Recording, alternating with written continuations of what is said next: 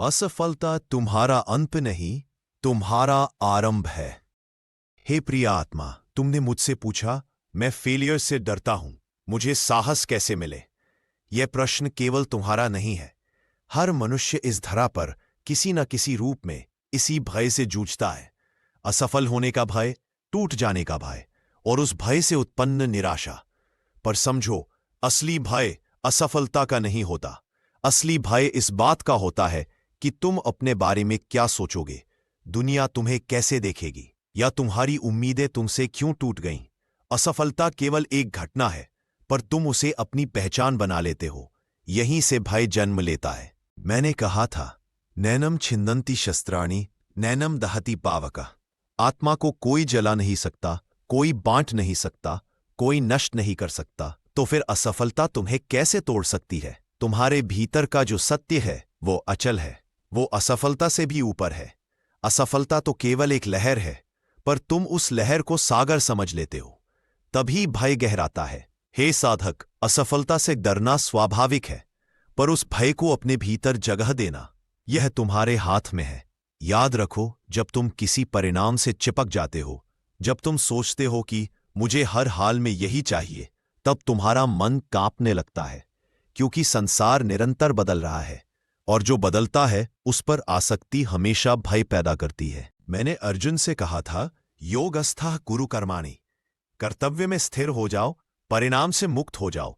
कर्म का सौंदर्य निष्कामता में है। जब तुम जीतने के लिए नहीं, बल्कि अपना सत्य देने के लिए कर्म करते हो, तब असफलता का भय स्वयं ही टूट जाता है। असफलता तुम्हें रोकने नहीं आती, वह तुम्हें दिखाने आती है कि जिस मार्ग पर तुम चल रहे हो उसमें अभी कुछ सीख बाकी है।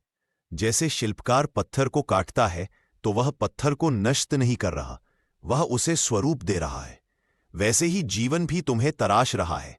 तुम गिरते हो, उठते हो, फिर गिरते हो, पर हर बार तुम पहले से अधिक मजबूत होकर खड़े होते हो। यही मानव यात्रा है। साहस बाहरी दुनिया में नहीं मिलता, साहस भीतर से जन्म लेता है, और वह भीतर तब उभरता है जब तुम अपने आप को याद कर लेते हो कि तुम कौन हो। तुम यह शरीर नहीं, तुम अपने विचार नहीं, तुम अपनी असफलताएं नहीं। तुम वह चेतना हो जो इस शरीर का प्रयोग करती है। तुम वह आत्मा हो जो हर अनुभव को देखती है। तुम वह प्रकाश हो जो कभी बुझता नहीं। जब यह याद जागती है, तब असफलता किसी तूफान की तरह नहीं लगती, वह हल्की हवा की तरह लगती है जो केवल तुम्हें दिशा बदलने के लिए आई है। हे प्रिय, साहस का अर्थ यह नहीं कि तुम्हें डर नहीं लगेगा। साहस का अर्थ है कि डर होने पर भी तुम अपने कदम रोकते नहीं हो।